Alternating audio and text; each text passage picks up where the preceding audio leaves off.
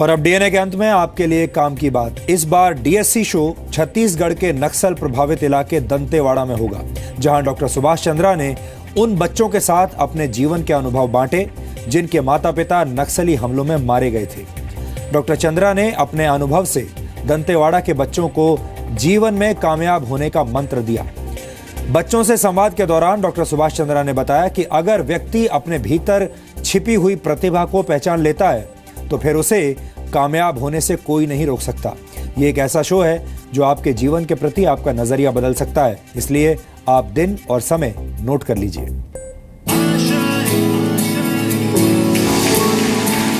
आपको अपना लक्ष्य प्राप्त करने के लिए क्या क्या कार्य करना पड़ा? एक समय में एक ही लक्ष्य, अंग्रेजी में उसको कहते हैं कि eat it, drink it, live with it till you achieve that.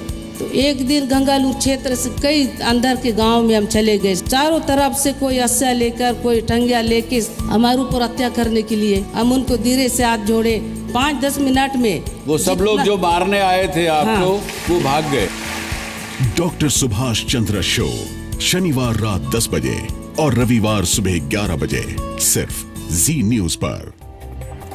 और इस शो की इस बार खास बात यह है, जो स्पेशल अट्रैक्शन है वो ये है कि इस शो में इस बार छत्तीसगढ़ के मुख्यमंत्री डॉक्टर रमन सिंह भी आपको नजर आएंगे। और आखिर में आज के इतिहास पर नजर डालते हैं। वर्ष 1962 में आज ही के दिन देश की पहली महिला अंतरिक्ष यात्री कल्पना चावला का जन्म करनाल में हुआ था। 1997 में कल्पना चावला ने मिशन स्पेशलिस्ट और प्राइमरी रोबोटिक आर्म ऑपरेटर के तौर पर अपने स्पेस मिशन की शुरुआत कोलंबिया स्पेस शटल से की थी। और वर्ष 2003 में कोलंबिया स्पेस शटल के साथ हुए हादसे में कल्पना चावला की मृत्यु हो गई थी। आज भले ही कल्पना हमारे बीच ना हो, लेकिन वो भारत के तमाम युवाओं के मन में एक प्रेरणा के रूप में जीवित है। वर्ष 1959 में आज ही के दिन 14वें दलाई लामा तेंजिन ग्यात्सो तिब्बत की क्रांति के दौरान तिब्बत को छोड़कर भारत चले आए थे, क्योंकि वहां उनकी जान को खतरा था।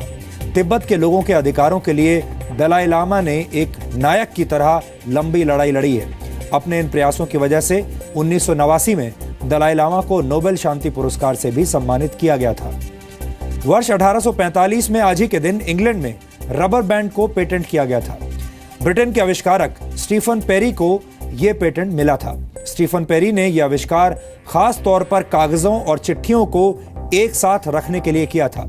हालांकि आज बनने वाले रबर बैंड्स को वल्कनाइजेशन तकनीक से बनाया जाता है और इस आधुनिक तकनीक का आविष्कार वर्ष 1839 में चार्ल्स गुडियर ने किया था।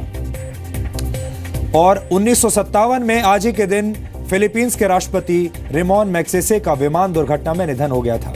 मैग्सेसे ने वर्ष 1941 में हुए पैसिफिक युद्ध के दौरान एक बेहतरीन गुरिल्ला लीडर के तौर पर काम किया था। उन्हीं के नाम पर रेमोन मैग्सेसे पुरस्कार की शुरुआत हुई थी। एशिया में रहने वाले व्यक्तियों और संस्थाओं को अलग अलग क्षेत्रों में उल्लेखनीय काम करने के लिए यह पुरस्कार दिया जाता है। इस पुरस्कार को एशिया का नोबेल भी कहा जाता है। तो डीएनए में आज इतना ही। अब आपसे हमारी मुलाकात होगी कल रात 9 बजे। कल हम आपको पूरे हफ्ते के बेहतरीन डीएनए टेस्ट दिखाएंगे। तब तक आप खुश रहिए, सुरक्षित रहिए और नकल करने वालों को शर्मिंदा कीजिए। आपको अपने स्तर पर नकल करने वालों का बहिष्कार करना होगा, तभी यह वायरस खत्म होगा और भारत सही मायने में शिक्षित होगा। नमस्कार।